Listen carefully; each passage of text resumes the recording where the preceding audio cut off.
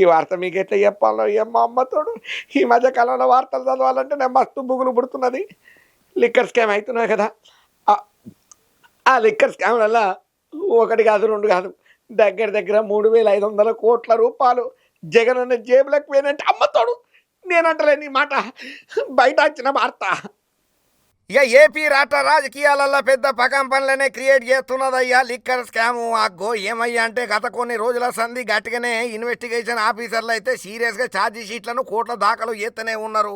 ఎప్పటికప్పుడు నోటీసులు ఇస్తూనే ఉన్నారు. ఎవరిని ఈశారణ చేయాలనో చేస్తూనే ఉన్నారు. ఈ లిక్కర్ స్కామ్ను పకడ్బందీగా ప్రతిష్టాత్మకమైన కేసుగా తీసుకున్నటువంటి గింతగానం అన్యాయంగా అక్రమంగా ఏపీ పబ్లిక్ను దోసుకొని తిన్న ఇంత పెద్ద స్కామ్ను ఇడిచిపెట్టేదే లేదన్నట్టుగా సిట్ ఆఫీసర్లు గట్టిగానే ఉన్నారు.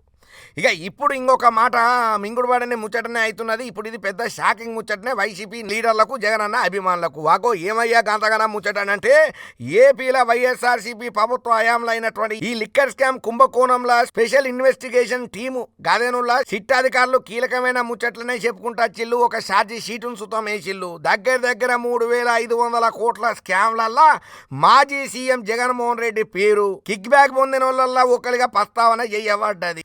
కాకపోతే ఇంకా జగనన్ననే పక్క నిందితుడు ఇంట్లో అన్నట్టుగా మాత్రం క్లియర్ కట్ గా ఎక్కడా చెప్పలేదు. ఇక ఇదే స్కామ్ ల ప్రధాన కుట్రదారుడు ఉన్నాడు కదా పెద్ద మనిషి, ఆయన్నే చూపుకుంటూ వచ్చిల్లు ప్రధాన ముద్దాయిగా. ఇక ప్రస్తుతం పాలసీల మార్పు చేసి ఆటోమేటెడ్ విధానాల్ని మాన్యువల్ చేసుడు ద్వారా పెద్ద ఎత్తులనే మస్తు లాభాలు పొందినరని చెప్పి, బ్యాగులు సుతం మంచిగానే చేతులు మారినాయని చెప్పి, కిక్ బ్యాగ్ల పైసలు ఏవైతే ఉన్నాయో బంగారు రూపకంలో వసూలు అయినాయని చెప్పి, 30కి మీదకెంచే షెల్ కంపెనీల ద్వారా పైసలను దుబాయ్ ఆఫ్రికాకు పంపించిండ్రని చెప్పి ఛార్జీ షీట్లో చెప్పుకుంటూ వచ్చిండ్రు సిట్ ఆఫీసర్లు. అయితే ఇప్పటికే వైఎస్ఆర్సీపీ ఎంపీ మిథున్ రెడ్డిని అరెస్టు చేసుడు ఆ టాపిక్ అయింది ఏపీ రాష్ట్ర రాజకీయాలలో. అయితే ఎక్సైజ్ విధాన రూపకంలలో ఆయన పాత్ర చాలా ముఖ్యం అని చెప్పి ఆరోపణలు కూడా గట్టిగానే ఉన్నాయి. ఇక సిట్ ఆఫీసర్లు ఆయనను దగ్గర దగ్గర 1 కాదు 2 కాదు 7 గంటల సేపు విచారణ చేసి అరెస్టు చేసిండ్రు. ఇక జగనన్న మాత్రం ఒకటే పాట పాడుతున్నాడు, ఈ అరెస్టును రాజకీయ కూటరంగా నేను చూస్తున్నా, ఇది కావాలనే ఇరికిచ్చే ప్రయత్నం చేస్తున్నారు.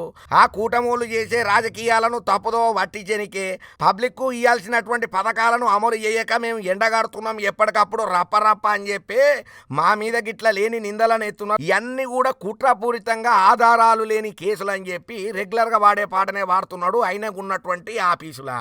పబ్లిక్ ఫోకస్ ను పక్కదారి పట్టియనికనే రాష్ట్రాన్ని మొత్తం అతలాకుతలం చేసి లేని రాజకీయాలను తీసుకొచ్చి గుట్టకాల్సి మా ముఖం మీద చేస్తున్నారు, మా ఊళ్ళను అక్రమంగా అరెస్టులు చేస్తున్నారు అని చెప్పి గట్టిగానే జగనాల్ సార్ అయితే చెప్తున్నాడు. సరే సిట్ ఆఫీసర్లు అయితే గట్టిగానే విచారణ చేస్తున్నారు కదా, నిప్పులేందైతే పొగ రాదు కదా. మరి ఏమి లేని జగనన్న పేరు సిట్ ఆఫీసర్లు ఎందుకు చెప్తారు? దీనికి సంబంధిక చేసినటువంటి సాక్ష్యాధారాలు ఉంటాయి కదా, అప్పటిదాకా వెయిట్ చేయండి జగన్ గారు, మీరు అరెస్టు పక్కా అవుతారు అనుకుంటా గట్టిగానే కామెంట్లు పెడుతున్నారు. ఈ ముచ్చటరికైన తర్వాత ప్రతి ఒక్కరు